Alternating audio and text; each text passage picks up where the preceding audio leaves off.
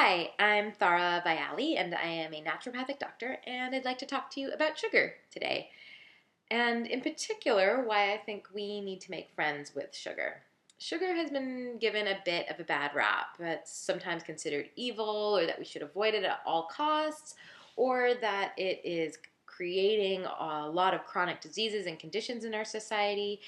And I would like to suggest that we need to start looking at our sugar consumption in a more friendly way and start using techniques and communicating in ways that are about friendship rather than pushing sugar off to the side and never ever communicating with it again. Because sugar, although it's a friend, it's a bit of an overbearing, enabling friend. And it's in our benefit to start to dialogue with our overbearing, enabling friends so that we can actually engage with sugar in a healthy way rather than like booting it to the side and hoping that sugar just deals with itself and we never have to talk to it again. Sugar, it's, in the positive sense, it's the talkative, positive, always welcoming friend that you've known since birth. It's the friend that injects life into a party and the friend that everyone feels good around. Unfortunately, it's the personality trait that you can only take in small doses. Yeah, in excess, sugar just takes over and you get caught up in the whirlwind of sugar and you end up going out for the whole day and coming home with a $400 shirt after eating caviar and drinking champagne and buying tickets to the Alps for 10 days in the spring. Whoa. When you come home, you have no idea what just happened. You just got taken away by your overbearing, enabling friend. Remember, enabling means that it's something that you already have a tendency towards. So sugar isn't inherently malicious and making you do anything. Sugar is just looking to put a smile on your face. Sugar had no idea that you were so easily persuaded. It was just an idea, and sugar assumed that you would assess the impact of your decision on your own. So, with charming enablers, you have two options. Option one is you run away. You run far, far away, and you never talk to sugar again, and you avoid sugar at all costs. In fact, you can even practice and develop an air of elitism so that whenever you see sugar's attempts to allure you, you can look at it as cheap and unclassy. With this option, you might seem strong, but you've never actually really had a conversation about it, so sugar just keeps coming around, and your outer shell might be shielding against sugar, but inside you're like, oh, I never really talked about this, or I'm not really sure if this was the right decision, and I really do like sugar.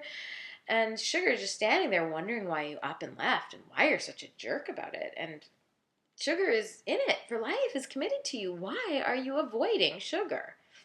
So avoidance and questioning your avoidance is just no way to live a life. So I offer you option two. Option two is to have a heart-to-heart with sugar. It is easier than you think, even though it might not be as satisfying or as empowering as getting the hell out of Dodge and running away. But remember, it's more sustainable, and sugar is just not going to leave you alone. It's been your best friend since birth, remember? So the conversation you need to have is going to have questions and discussion with sugar, this inanimate substance. But really, it's a discussion with yourself. And the questions you need to ask yourself are, why does sugar act the way it does? And why do you cave in so easily to sugar's requests? And what does sugar do for you that you can honestly appreciate? And most importantly, how can you signal to sugar that you need some time alone? Those types of questions, that dialogue, is called mature communication. You need to stop hanging out mindlessly with sugar and start developing a mature and real friendship with sugar. Real friends can call on each other when it's necessary, but real friends also know when and where to put up boundaries for their own self-preservation. You'll have to have your own conversation, but I'll get you started with 5 or 6 facts that you can mull around in your head so that you can have an honest conversation with sugar about sugar. So, first point is we all crave a neurotransmitter, so a brain hormone called dopamine. Dopamine increases when we are exposed to something new, so novelty, when we socialize, when we have sex, when we are in loving relationships. Basically, a whole variety of substances and actions that help us feel rewarded. One of those substances is sugar. Sugar increases our dopamine, and dopamine helps us feel like we have been rewarded. 2, sugar and the sweet flavor tell our brain and our nervous system that we are in a safe place and we are satisfied. This is really similar to how babies are trained, or babies feel satisfied and safe when they are consuming milk sugars. So we have been trained and we have learned that the taste of sweetness soothes our anxieties of our safety and our satisfaction. Remember, you have been best friends with sugar since birth. Along the same lines of soothing, and less about training our psyche to think that way, but actually our biochemical reactions, is that when we are stressed, we release a hormone called cortisol. And cortisol's job is to increase our desire for sugar. So even biochemically, sugar soothes our stressors. 3, maybe we're on 4. 4. One way we deal with this high cortisol is by chewing. When we chew, we actually release some of the cortisol precursors through our saliva. So this is why sometimes in high stress situations we find that our partners, our friends, or ourselves have teeth grinding obsessions or habits, or we have chewing gum obsessions or habits. We have water bottle or sucking on straws or biting pens. Or the other option that is also connected to sugar is we eat. So by chewing, we are releasing some of the stressors through our saliva. When we have high sugar diets, we impact a hormone called insulin. And insulin's job is to insert sugar into our cells so we save it for energy. If we consume excess of sugar, so more energy than we need, then that excess turns into fat for storage so we can use that fat for energy later on. When we have low sugar diets, our cortisol levels rise. And as you remember from 2 points ago, when cortisol levels rise, we crave sugar. That's the job. When your sugar is low, cortisol rises and you crave sugar. Cortisol, in addition to making you crave sugar, also encourages fat deposition.